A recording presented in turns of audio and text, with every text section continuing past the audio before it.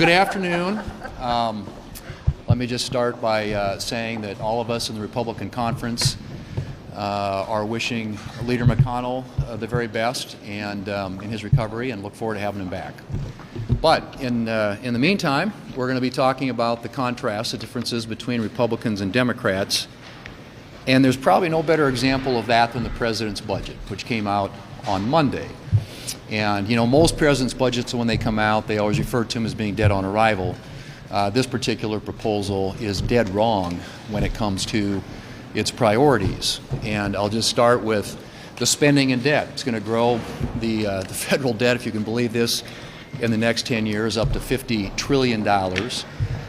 In terms of just the spending itself, we heard today at lunch, 55% increase in spending since 2019, and at a time when the population of the country was only growing at 1.8%. Almost $5 trillion in tax increases on job creators and small businesses in this country.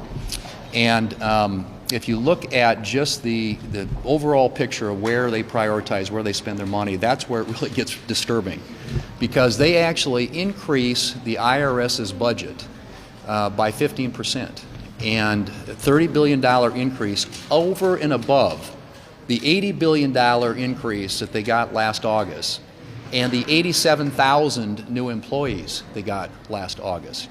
Now think about that.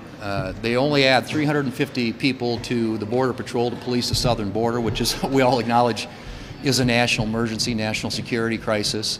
And then they fund defense at below the rate of inflation. 3% increase for inflation, or for defense, 15% increase for the IRS. If that doesn't talk about what your priorities are, I don't know what is.